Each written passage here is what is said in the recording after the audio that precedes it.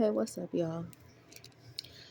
So something that I have realized, well, I've realized it for a while now, being that I've gone through a lot of different experiences with a lot of different people, different types of people with different types of trauma and things like that, including my own. But one thing that I realized that was not talked about enough, as much as we talk about SA and grape, we don't talk enough about incest. And I'm not trying to make that like some type of glorified topic or something that we need to talk about. Like, we don't need to, but I feel like sometimes it's good to share things and shed light on things that are not talked about. And in doing so, it sheds light and it lets people know that things do exist that you may not think exist. For example, spiritual incest, that is a thing. What do they call it? Emotional incest, that is a thing. Normally, people endure this from their parents, whether it's a mother or a father. For example, you know those fathers that have little girls and maybe the mother's away or maybe the mother's in the home, but they're trying to train and trying to groom the little girl to be a mother figure or a caretaker figure. That's a form of incest. That's a form of grooming. Same thing with the mother. Sometimes this is so said with mothers of boys, how they just seem so a little bit in tune with their son, where it feels like the mother wants to be the wife or the girlfriend. Y'all know what I'm talking about. The example that I'm getting right now is Monster-in-Law, the movie with Jennifer Lopez, how she met that doctor and then she met the mama and it seemed like the mama wanted to be the wife and things like that. Yeah, that is a form of, it's not straight incest, but it's a form of it. It's emotional. It's the biggest type of abuse that you could ever put on someone is emotional and mental. Those are the types of abuse that just puts scars in you so deep, baby, that it's hard to erase them. It's not as easy as a scar that gets left on your skin where you can apply a little bit of cocoa butter or a little bit of shea butter or some Neosporin and it's gone. No. Scars that are etched inside of the brain are hard to remove. Scars that are etched inside of your heart and your feelings are hard to remove. And a lot of times this comes from ancestral ways. And something that I honestly watched in front of my face and it felt like they was so true was I was actually in a relationship with a dude and it seemed like he was in a relationship with his mother, and I found myself damn near about to fight over this man with his mother until I realized, you know what, this is your family and you've been with this family longer than you've been with me, which means you're going to go with everything that your family is saying against what I'm saying. And I mean, that's somebody's prerogative, right? Of course you're going to go with your family, right? You've known them longer compared to being with someone in, in a relationship or whatever.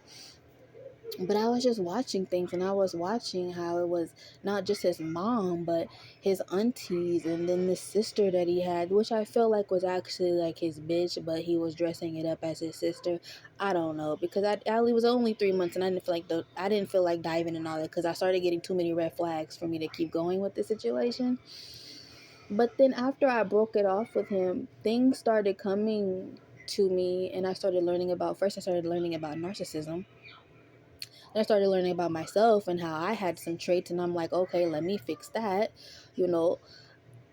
But really, what caught my eye, and I watched a psychologist that expertise in narcissism, personality disorder, and she was even saying and confirming how some of these men that we deal with, ladies, and some of these women that we deal with, men, have come from incestual family ties and relationships and shit like that, whether they're from the daddy, the mama, the sister, the brother, the boy cousin, the girl cousin, the auntie, the uncle, the grandma, the grandpa.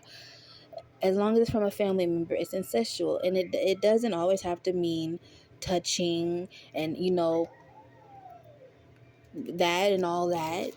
It can just mean simple as just making it seem like they want a relationship. So it can seem I'm trying to explain this without trying to be too graphic, but Lord knows I'm graphic. I don't run this. um, it's like the way they talk to this person, the way they groom this person, is it's all to be able to get them out of a relationship so they come back to the family and they just stay with the family, and they're sucked into the family, and they taking care of the family, and they're sticking by everything that the family says. And the way that the family does is that they try to come off as a genuine type of way, trying to give all this game and all this advice, but when you really look at what they're telling the individual, it's all negative. It's nothing good. They're not trying to lead them down the path of trying to get the person to think for themselves, or get them to look at this side and that side, or the other side, or the green side. It's all something that ties that person back to coming back to the family, staying with the family, sticking with the family. That term, it keep it in the family. That's exactly where that shit come from. Incestuous ways, keep it in the family. Things that happen in this house, stay in this house, sweep it under the rug. That's it. That's all. I'm also getting Antoine Fisher. Remember that teenage the girl. Every time the foster mom would leave, she would call Antoine down into the basement. Not only was that physical, she was doing mental shit to that boy too. And so this is what I'm getting, and it's very sad. It's very fucking sad. It's so sad because it's not talked about, and so that means that a lot of people are going through this.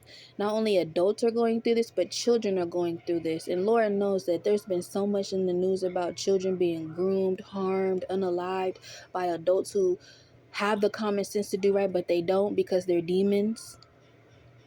And then when they get caught, they want to talk about how it was done to them. I can't say that because I have my own trauma, but y'all have really, it's the people that got traumas, and y'all got childhood traumas and things, and you're doing stuff to other people because you got childhood trauma. That's not an excuse, bro.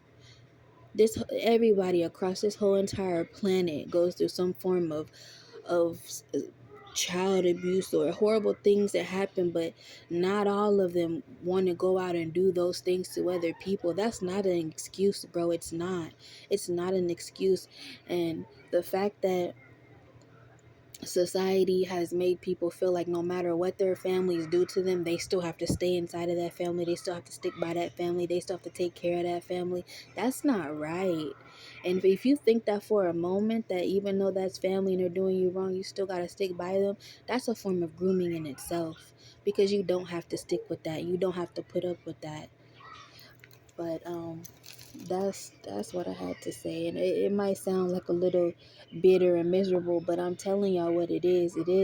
That's what it is. That's exactly why more and more you see people detaching from their family. You see people detaching from their parents, from their siblings, from their grandparents, or just from the people that are caretakers or guardians or whatever, because people are realizing that just because we're born into a family, it doesn't necessarily mean that we have to stick and stay in that family. Sometimes our family causes us the most pain. Sometimes our families do so much damage to us that we go out into the world and try to build our own lives, and we can't. Because why? The moment we get into a relationship, we start thinking about our family. We start thinking about all the things that people have said, the things that could go wrong, because they're always pushing negative narratives in. And this is it's sickening, and it's just a toll. It's meant to take a toll on you mentally and emotionally. And it's sad, and that's why we have a lot of individuals that have a lot of mental health issues, myself included. I mean, I'm working on mine. My mental health issues aren't as bad as some people would probably be like, well, you still need to do some work. I've done a lot of work. That's why I'm able to sit here and talk about what I talk about, because I've done the work. And I've been through stuff, and I've seen people go through things, and I've even put people through things because of my trauma. But I don't sit there and keep saying, oh, my trauma, that's why I do this. Like, I'm not finna do that. I feel like that's dumb, and I feel like that's a cop out, and I feel like that's a sucker ass way. And now that I'm learning and I'm knowing, I'm not gonna keep myself in trauma so I can keep being the center of attention, or I can keep getting attention, or I can just get off scot free doing shit. Like, no, when we do stuff and we realize it's wrong and don't do it again. Like, so many things I just want to say in this whole little message, but I just really wanted to talk about that because it's something that's not talked about. It's not, and it needs to be talked about because it's ruining a lot of people's lives, and it's ruining a lot of people's opportunities to have relationships, to have families of their own, to just go off and be themselves. It's ruining them for that. And that's why you be having people that stuck with their families. They have no family of their own, no nothing, just their family. And it's like, no family did that. And I guarantee those people are being treated like shit by their family too, because the family members only do this to the ones that they know are not better than them, but they know that they're different, if that makes sense. So a lot of you black sheeps know what I'm talking about. A lot of you outcasts know what I'm talking about. A lot of you that have to battle your family and fight your family for your freedom, and letting them, telling them that that's who basically defending yourself against your own family, which is something else you shouldn't have to do. But, people are doing it. It's very sad. Um, it's very sad. I mean, I can only talk. I want to say America is sick, but we all know America is sick. But I know this happens not just in America; it happens all over the world. But I can only talk about my country and where I live, and it's rampant. Like this. Oh my God, bro. I I pray for y'all. I really do. I don't know any of y'all, but I'll be praying for y'all. I do. Just because I know what it's like to be tampered with. I know what it's like to be messed with. I know. I know. So that's all I had to say for now. So I'll catch y'all later.